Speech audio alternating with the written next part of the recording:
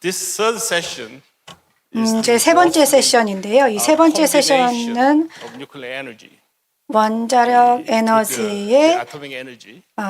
조합이라고 할 수가 있습니다. 원자력 에너지, 핵 에너지와 또 핵 융합에 관한 것입니다. 그럼 제가 Commercialization of 이제 fusion energy as a first plenary talk. 전 Here, accelerate two keywords. 여기에 두 가지 핵심 단어가 나와 있습니다. 가속화라고 되어 있습니다. 그래서 그리고 공공 민간 파트너십이 나와 있습니다. 이 두 개의 단어를 합쳐서 Title of this talk. 이 I was asked. 제 강연의 이제 제목을 정하게 되었는데요. 제가 영어로 할 것을 부탁받았는데 한국어로 말을 해도 좋을 것 같습니다. 오케이. 그럼 한국말로 하겠습니다.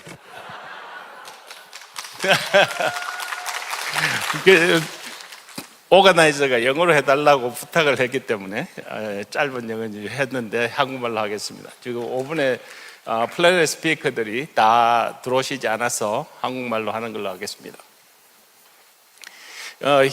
지금 accelerated commercialization이라는 저 단어가 약간 눈설 건데 저 이유가 몇 가지로 우리가 볼 수 있습니다.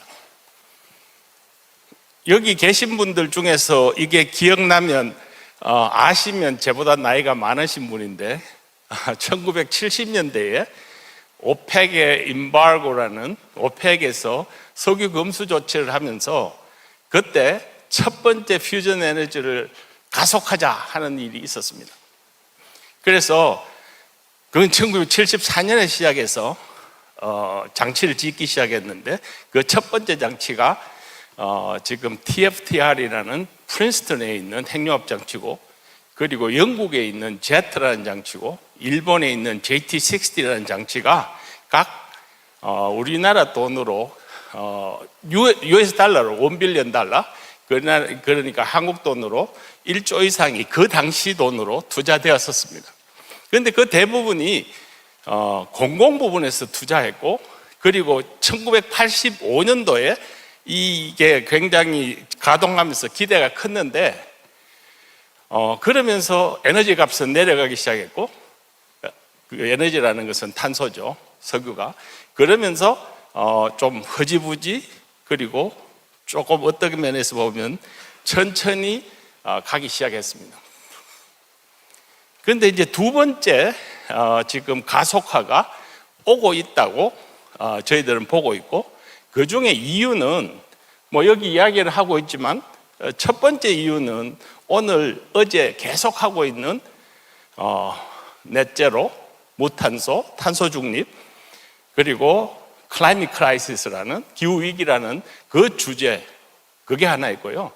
그리고 오늘 나머지 많은 분들이 또 이야기해 주실 AI가, 그리고 데이터 센터가 요구하는 전력에 굉장히 큰 요구가 함께 오면서 필요성이 저번에 오펙의 금수 조치와 함께 두 번째 요구가 있습니다. 그래서 첫 번째 그게 잘 안 됐던 거하고 두 번째가 다른 것은 지금 이야기하려는 두 번째 Public Private Partnership이라는 민관의 협력, 그러니까 드디어 공공연구에서 산업연구로 넘어가는 이 변화 시기가 도달했습니다.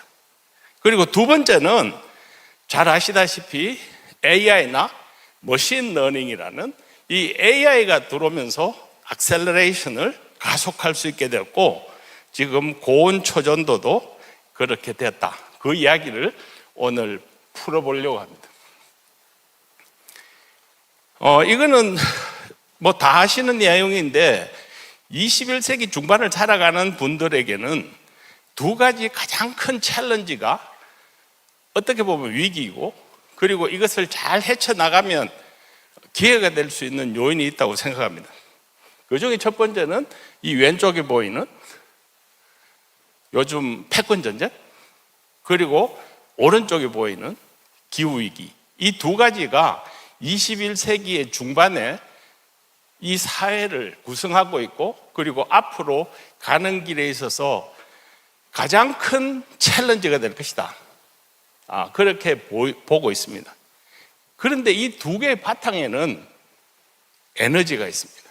그 에너지 중에서도 우크라이나 전쟁에서 보셨듯이 LNG, 천연가스가 있고요. 그죠? 지금 두 번째는 그것을 태움으로써 생기는 발생하는 지금 기후위기가 있습니다. 그래서 우리는 잘 알다시피 R이 100이다, CF 100이다 하고 이야기하고 있는 그 바탕에는 이러한 잘 알고 있는 중요한 저탄소 또는 무탄소 에너지가 있습니다. 시작하기 전에 핵융합의 간단한 역사를 한번 지나보면 얼마 전에 오펜하이머라는 영화가 우리나라에서도 참 많이 보셨다고 생각하는데 여기 계신 분들 많이 보셨죠? 예. 오펜하이머 이야기들에 나온 사람 중에 거기에 나온 4명이 여기 보시면 그 안에 나온 이 4명이 있습니다. 다가 시카고에서 공부하고 있었고 그 중에 첫 번째가 엔리코 페르미 뭐 이런 분들이 있었고요. 그런데 그분들 말고 밑에 두 분들 에드워드 텔러라는 사람은 거기 분명히 나왔는데 빌런으로 나왔죠. 오펜하이머가 원자탄도 지금 너무 큰 문제니까 수소탄을 만든다는데 반대를 했는데 에드워드 텔러라는 분이 수소탄을 하겠다고 계속 다투고 마지막에 오펜하이머를 공산당 출신이라고 잡아넣는 일을 하려고 했던 사람인데 그분하고 제 선생님인 오른쪽에 있는 마샬 로젠블루스라는 두 분이 수소탄을 만들기 시작했습니다. 왼쪽에 보는 저 프로젝트는 그죠? 맨하탄 프로젝트라 그랬는데 이 두 분이 한 프로젝트는 메트홈 프로젝트라 그래서 수소탄을 만들기 시작했죠. 수소탄이 터지고 나서 에드워드 텔러는 로렌스 리버모어라는 연구소를 만들고 그 다음에 어디까지 갔냐 하면은 별들의 전쟁, 유명한 스타워즈까지 가는 일을 했고요. 오른쪽에 제가 배운 마샬 로젠블러스라는 분은 수소탄이 터지는 걸 보고 자기는 더 이상 이 일을 할 수 없겠다 생각하고 밑에 보이는 핵융합 상용화로 갔습니다. 그래서 여기에 보이는 숫자들은 첫 번째 라인에 있는 것은 제일 쉽게 불이 붙는 중수소하고 삼중수소를 가지고 하는 방법이고 마지막이 되면 디헬륨3라 그러는데 달에서 헬륨3를 갖고 와서 요즘 뭐 에너지를 한다 하는 이야기들이 우주 개발을 하는 사람들이 이야기를 하는데 그 전제 조건이 핵융합이 돼야 되는 건데요. 저렇게 되면 완벽하게 나오는 물질이 수소와 헬륨밖에 없습니다. 그래서 이 오른쪽의 영화는 보신 분들이 별로 없을 거예요. 예, Let There Be Light라는 이건데 진짜 영화입니다. 이거는 제가 근무할 때 이터에 근무할 때 이터에서 캐나다에 국영방송에 와서 이 영화를 다큐멘터리를 찍었어요. 그러면서 제목을 빛이 있으라 하심에 하는 단어를 붙였습니다. 그런데 저 다큐멘터리가 미국에서 다큐멘터리 상을 받아서 유명은 해졌지만 오펜하이머하고 비교는 안 되는데 저희들이 하려고 하는 일이 저기에서 시작해서 여기까지 그 일을 이야기해 드리겠습니다. 그러면 한국은 또 잠깐 하고 넘어가야 될 것 같아서 여기 계신 분들이 제일 왼쪽에 보면 서울대학교 원자과에 실험을 리드하신 우리나라의 최초의 핵융합을 실험으로 하신 정기영 교수님, 그리고 오른쪽에는 카이스트 총장을 하신 물리학자이신데 최덕인 교수님 두 분 다 타계하셨죠. 아직은 살아 계시지만 다 거의 다 동기인데 정금호 장관님 이 세 분이 다가 핵융합을 전공하신 분입니다. 이 세 분들이 하나는 실험, 하나는 이론, 하나는 정책 이래가지고 이분들이 한국에서 1979년도 부근에 시작했습니다. 그리고 91년도부터 시작해서 한국에서 중간 진입 전략이라 그러면서 50년 동안에 우리나라가 핵융합을 저분들이 했던 시대에서 K스타를 짓고 또 말씀드린 이틀을 지으면서 나중에 상용화를 세계에서 1등을 먼저 해보자 하는 계획을 세웠는데 그것들이 진행되고 있지만 지금 현재 많은 분들이 제가 이태에 있을 때 독일도 그렇고 물어봤던 것들이 뭐였냐면은 핵융합은 과연 탄소중립 2050에 조금이라도 기여할 수 있는가 하는 질문을 저한테 그리고 비고 사무총장한테 물었는데 비고 사무총장이라고 프랑스 분인데 원자력 청장도 하셨고 프랑스예요. 그분이 대답은 될 수가 있다. 그 조건을 많이 달았긴 한데 그렇게 했습니다. 그러면 2025년 넷제로의 퓨전 에너지가 탄소 중립에 기여한다. 그게 얼마가 되든지 간에 하려고 하면 적어도 송전선에 2040년대는 올라가야 조금이라도 할 수 있는데 이게 가능하냐 하는 질문에 지금 대답할 때가 되었다. 그렇게 보입니다. 그리고 이건 너무 복잡해서 넘어가고요. 제가 굉장히 빨리 우리가 했던 베이시스를 설명을 드릴 건데 나중에 우리 핵융합연구소 오영국 원장님께서 하실 이야기들이 있기 때문에 이 이야기는 왜 그러냐면은 상용화를 하는데 지금까지 얼마나 많은 R&D와 그리고 공공 투자가 일어났는지를 보여드리기 위해서 잠깐 지나가겠습니다. 95년에 사업을 시작했는데 97년도에 제일 왼쪽에 제일 위쪽에 보시다시피 97년도에 IMF가 왔습니다. 그래서 사업이 가지 못하는 시절이 왔었습니다. 그런데 2001년도에 왼쪽 밑에 있는 여기 레이저가 잘 안 움직여서 김대중 대통령님하고 이희소 여사님이 핵융합연구소에 오셨습니다. 그래서 그때부터 프로젝트는 2001년도에 이제 시작되었다고 보면 되겠습니다. 그리고 나서 2007년도에 지금 2007년이죠. 노무현 대통령께서 준공식에 오셨습니다. 이 일들을 하면서 또 우리 이 K스타는 지금 우리나라의 에너지의 염원을 딛고 그리고 우리나라 산업을 딛고 이 일들을 해왔고 다른 한편 세계로서는 고르바초프, 레이간이 그러면 에너지를 해보자 하는 일이 같이 가고 있었습니다.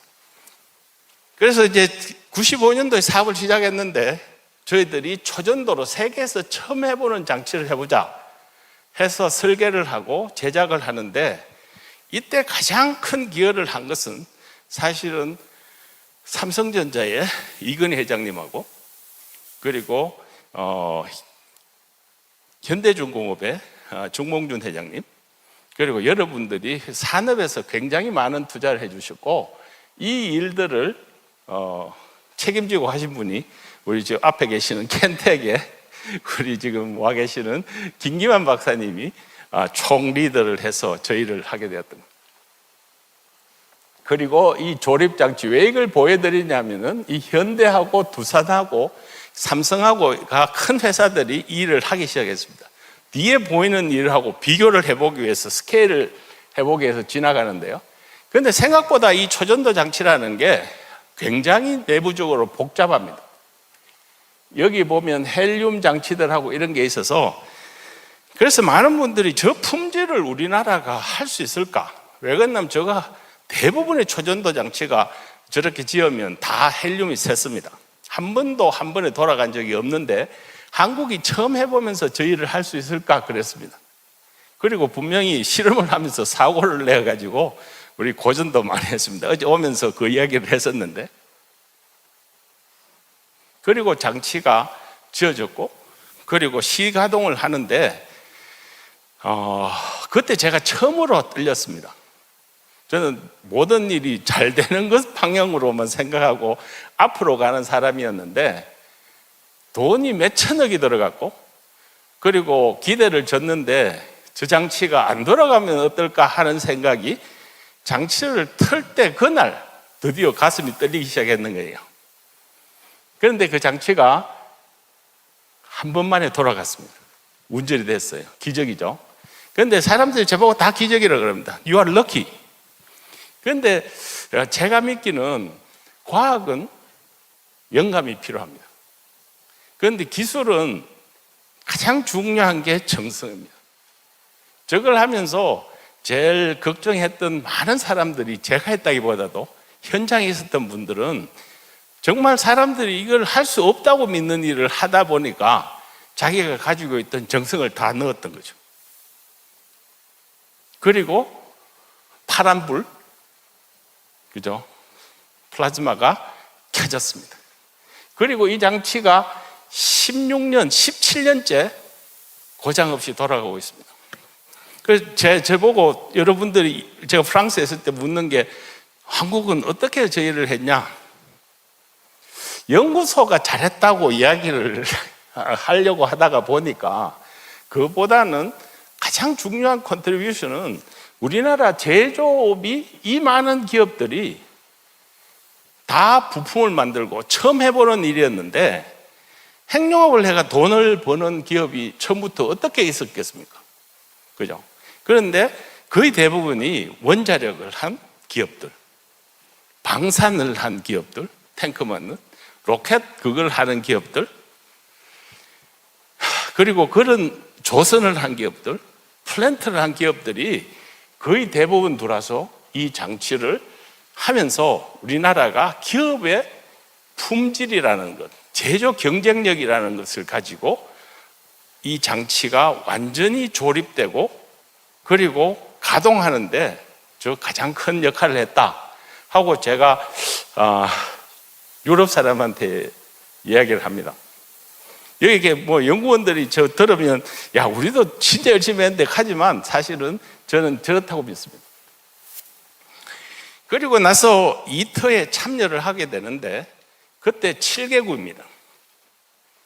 지금 이것은 엘리제 궁에서 지금 협정 서명식을 하는데 중간에 키가 제일 큰 사람이 시락 프랑스 대통령이고 그 왼쪽이 바로소라는 유럽연합 대통령이고 오른쪽이 김우식 부총리였습니다.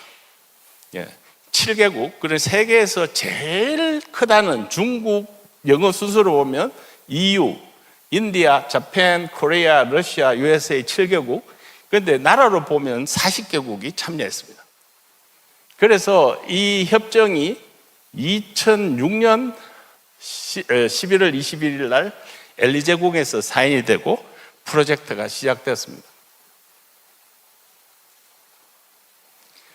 그리고 조금 전에 말씀드린 대로 K스타를 하면서 초전도 선제를 개발하기 시작했는데 그때 일본 사람이 저한테 물었습니다. 이 발표를 하러 가니까 일본의 핵융합 연구소에 계신 분이 리 센세이, 그래서 이 선생, 당신은 여빔 틴 초전도 선제를 본 적이 있습니까? K스타는 그걸로 짓는다는데 아직 한 번도 세계에 지어지지 않았는데 당신은 선제를 본 적이 있습니까? 하고 물었습니다. 어떻게 보면 약간 비꼬는 거죠. 그래서 제가 대답한 건 저는 아직 본 적이 없습니다 그랬습니다. 사실이고요. 이틀을 한다고 개발을 했는데 그 개발을 우리나라에서 하자 하는 생각을 하게 되었고 거기에 우리 김계만 박사님이 고려제강, 그때 삼성 종균 이래가지고 합해서 저것을 만들기 시작했고 이터에 1000톤 중에서 한 10분의 1 정도 되는 100톤을 2천억 정도의 물건을 우리나라가 수출하게 되었던 거죠. 그래서 지금 현재는 세계적으로 저온 초전도 중에서 가장 고성능의 초전도 선제를 한국이 수출하고 있는 나라가 되었습니다. 그리고 이 사진의 오른쪽에 보시면 장치들 조립 장치인데 아까 전에 왜 그 K스타 조립을 보여드렸나 하면은 이 장치의 크기는 한쪽으로 K스타보다 3배, 총 볼륨으로 25배에 달하는 이터라는 국제 핵융합 실험로입니다. 거기에 이 조립 장치는 한국의 기업이 제작해서 납품했습니다. 굉장히 높은 종밀도를 가지고 있고, 그리고 이거는 현대중공업에서 만든 진공용기인데요. 아까 전에 보셨는가 하고 스케일이 다를 만큼 큽니다. 그리고 정밀하고요. 이 장치들을 우리나라에서 제작해서 공급했고, 현대고, 이거는 진공용기 열차 폐체라 그러는데, 이것도 규모가 아까 전에 보신 것보다도 어마어마한 규모의 장치를 만들었습니다. 그리고 그냥 이런 미케니컬, 기계적인 장치뿐만이 아니고 가열 장치, 그리고 전원 장치, 그리고 전기 공급을 하는 이 장치들도 한국의 기업들이 만들어서 지금 프랑스, 프로방스에 다 가서 조립을 하고 있습니다. 지금 현재 이건 조립을 하고 있는 그림이 되겠습니다. 이렇게 크고 복잡하고 한 장치들이 상용화가 되겠냐 하는 생각을 많은 사람들이 합니다.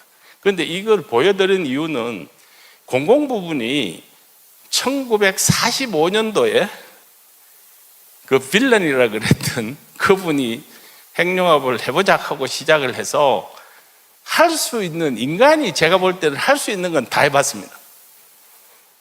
다 세금을 쓴 거죠. 그죠? 이트는 거의 40조, 50조를 넣고 있습니다. 그래서 많은 일을 했는데 꼭 이 일을 했어야 되느냐 하는 질문을 많은 사람들이 저한테 하는데, 그건 전 잘 모르겠습니다. 더 좋은 방법이 있었겠죠. 그런데 지금 인간이 할 수 있다고 보이는 모든 엔지니어링 문제들하고 여기에 걸려있는 문제들은 부품과 운전과 한 것들은 저희들이 다 해봤다고 지금 믿고 있습니다. 자, 여기까지는 됐는데, 그러면 돈을 그렇게 넣고 세금을 썼으면 이제 돈을 벌어야 되지 않겠습니까? 전기가 지금 급하다 그러지 않습니까? 기후가 위기라 그러고, 여름이 이렇게 덥고, 또 여름만 더운 게 아니고 겨울은 올해는 너무 춥다 그러는데, 이 위기에 이제까지 그렇게 했으면 탄소 중립에 기여를 할 수 있냐는 질문에 대답을 해야 되는데, 그것은 지금 연구를 하는 일을 계속 해가지고 2050년에 더 되지가 않으니까 정말 그러면 가속화 경로가 있느냐 하는 질문에 대해서 지금 여러 사람들이 노력하고 있고, 저희들도 그 일을 하고 있다 하는 이야기를, 사실 오늘 이 이야기를 하려고 이 논의를 시작했습니다. 그 앞에 있는 이야기들은 저걸 왜 했냐 그럴지는 몰라도 정말 어려운 모든 일들을 R&D를 했고 제작했고 그리고 테스트했고 했습니다. 그렇게 충분하냐 이 대답은 모르겠는데요. 그 중에 첫 번째 예는 영국이 되겠습니다. 영국은 EU에 소속되어 있었는데 잘 아시다시피 브렉시트를 했죠. 브렉시트가 잘 됐는지 잘못됐는지는 모르지만 브렉시트를 하고 탁 나오니까 이터 프로젝트에서 나가게 됐습니다. 드디어 유럽연합이 아니니까요. 그런데 핵융합을 자기들이 제일 많이 했는데, 그리고 많은 투자를 했는데 나가게 되니까 영국은 뭐라 그랬냐 하면은 20 빌리언 파운드, 그러니까 200억 파운드 정도의 투자를 해서 20년 동안에 핵융합 상용화를 영국이 가장 많이 먼저 하겠다 하는 프로젝트를 영국이 브렉시트를 한 이후에 착수했습니다.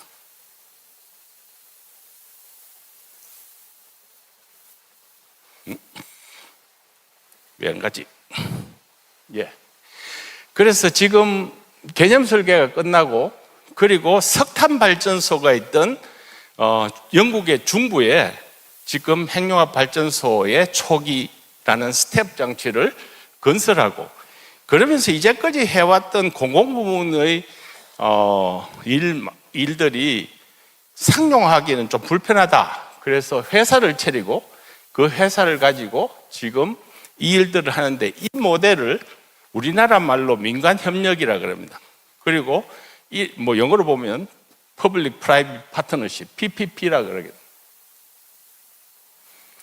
영국은 저 모델로 어프로치를 하고 있고, 미국은 주특기가 뭐냐면은 이 스타트업들을 가지고 아이디어를 가지고 죽고 살고 하는 경쟁을 하는 모델, 그러니까 상용화 모델을 가지고 나왔습니다.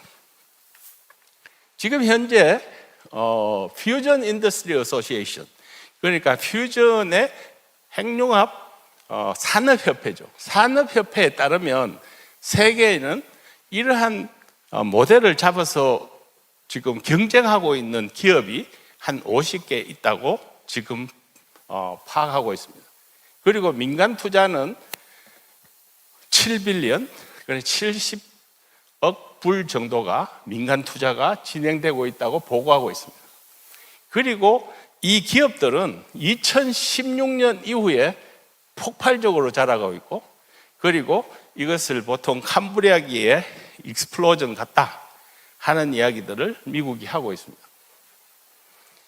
그래서 한국에서 저희들이 이런 일들을 쭉 했고, 한국이 핵융합 장치 개발과 건설과 제작을 가장 앞섰다고 생각하고, 지금 K스타의 운전이 가장 앞섰다고 많은 분들이 알고 계시고 그 사실이 있는데, 그러면 우리가 어떻게 접근해서 여기서 중국, 영국, 미국, 그리고 유럽들하고 경쟁해서 우리가 가장 먼저 상용화할까 해서 첫 번째 단계로 저희들이 Enable Fusion이라는 스타트업을 시작했고, 그리고 그것을 통해서 우리나라에 있는 200여 개의 K스타 이틀을 하면서 했던 기업들을 응집시켜서 이 회사들과 함께 장치를 만들고 엔지니어링 하는 것을 1단계로 시작했습니다.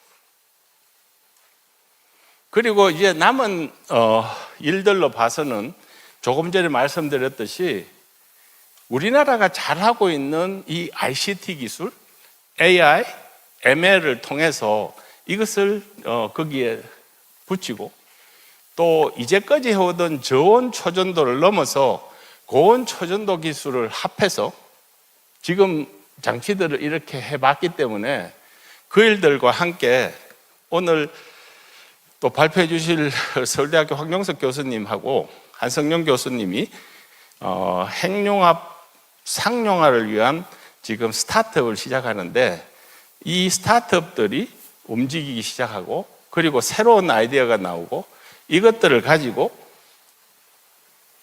지금까지 해오던 공공 부분의 연구를 어떻게 하든지 민간 부분이 상용화하는 계획을 만들고, 그걸 통해서 상용화를 가속하는 일을 해보자 하고 지금 사업을 시작했습니다. 그거 같은 게 일본, 영국, 미국 뭐 이런 데는 다 거의 같은 경쟁이 시작됐고요. 그리고 우리나라도 핵융합 아까 전에 보신 스텝과 같이 경쟁할 수 있는 모델을 찾고, 그리고 그 작은 장치, 아까 보니 큰 장치가 아니고 정말 유틸리티가 살 수 있으며 규모가 되고, 그리고 경쟁할 수 있는 핵융합 상용로를 찾기 위해서 노력하고 있습니다. 그래서 저희들이 K스타에서 시작해서 이제 조금 전에는 처음에 보여드렸던 거는 오펜하이머에서 시작했는데, 지금 중간에 저 사진은 뒤에 보이는 계룡산 밑에 핵융합 연구소의 사진입니다. 그걸 지나서 끝내 지금 핵융합이 상용화되는 길을 찾으려고 하고 있고요. 그리고 지금 우리가 이야기하는 상용화 모델은 조금 전에 말씀드린 대로 공공 부분이 정말 연구를 착실하게 세금으로 많이 했습니다. 오래 했고요. 그런데 지금 왼쪽에 저걸 보시면 스페이스 셔틀이죠. 저 스페이스 셔틀은 1960년대에 존 F 케네디가 달에 가자 10년 내로 하는 이야기를 기억하시는 분도 있을 겁니다. 그 이후로 나사가 섰고, 그 나사가 스페이스 셔틀을 통해서 지금 우주 왕복을 하려고 노력했었습니다. 그렇지만 저게 뭐 폭발도 있고 굉장히 어려웠죠. 그런데 저게 공공 부분이 정말 많은 투자, 세금과 공공 투자를 하고 연구를 하고 많은 과학자들, 기술자들이 모여서 지금 이렇게 됐는데, 사실 상용화는 나사에서 이루어진 게 아니고, 상용화는 지금 앨런 머스크라는 사람이 스페이스쉽이라는 저걸 짓겠다 그러고, 그리고 스페이스X를 통해서, 스페이스쉽을 통해서 화성을 가자 하는 이야기를 시작했을 때 제가 이터에 있었는데, 그때 많은 분들이 뭐라 그랬냐 하면은 저 사람이 그냥 돈만 넣으면 되는 줄 안다 그랬어요. 자동차, 전기자동차 테슬라를 만드니까 되는 줄 아는데 저게 그렇지 않다 그랬는데, 왜 그랬냐 하면은 저 사람의 상용화 모델은 로켓가 밑으로 뒤로 내리는 거였습니다. 지금은 보면 많은 사람들이 그냥 로켓가 저렇게 내리네, 그렇지만 그거를 이렇게 하작했을 때 많은 사람들이, 아는 사람은 다 비웃었습니다. 그랬는데 그것이 뒤로 내리면서 뉴 스페이스라는 새로운 스페이스 에이지가 열렸다고 그럽니다. 핵융합도 지금같이 나사와 같이 세계가 거의 60년 이상 투자와 연구와 그 많은 일이 쌓였습니다. 그리고 연구하고 장치를 만드는 일들이 이틀을 보고 누가 오셔가지고 제보고 영어로 그랬겠죠. 이경수 박사 존경한대요. 그래서 나는 이 사람이 왜 가나 싶었더니, 인간이 이런 일을 꾸미고 한다고 생각을 한 적이 없는데 와서 보고 너무나 놀랍고 인간으로서 자랑스럽다는 거예요. 그러면서 그렇지만 저거 누가 사겠냐, 복잡하고 비싸고 오래 걸리고. 그 두 가지가 상당히 어떻게 보면 이 문제가 솔직하게 보면 기술적으로는 다 왔는데, 어떻게 보면 상용화를 하려고 그러니까 사는 사람이 사고 싶고 딴 거에 비해서 경쟁력이 있어야 될 거잖아요. 그래서 저희들은 지금 이 우리나라도 그렇고 세계적으로 쌓여있는 이 기술과 그리고 과학들이 모인 것을 바탕으로 해서 지금 스페이스 X가 하듯이 여기 있는 언젠가 한전이 살 수 있는 장비를, 그리고 그 플랜트를 가능한 시간 내에 2030년대, 40년대에 완성시키고 그것들이 탄소 중립을 이룩할 수 있는, 거기에 좀 더 기여할 수 있는 그런 시간 안에 할 수 있으면 좋겠다 하고 열심히 하고 있습니다. 끝내는 이 일들은 나중에 토론 세션에도 이야기를 하겠지만, 지금 현재 재생에너지와 그리고 원자력이 지금 탄소 중립을 향해서 가는 일들의 현재 모습이고, 그것이 가야 하지만 끝내 우리가 꿈꾸고 그리고 이때까지 해오던 이 핵융합이 2030년대, 40년대를 통해서 상용화가 되어서 재생에너지와 원자력과 핵융합이 합해서 윈윈하면서 미래가 헤쳐나갈 수 있는 기술이 되기를 바라면서 저희들이 이때까지 그 일을 하고, 그리고 또 이제 회사가 만들어지고, 그리고 그 회사들이 혁신을 통해서 그 일을 빨리 가는 날을 바라고 있고, 특별히 에너지 수도인 나주에, 그리고 여기 켄텍에 있는 여기에 이 일들을 같이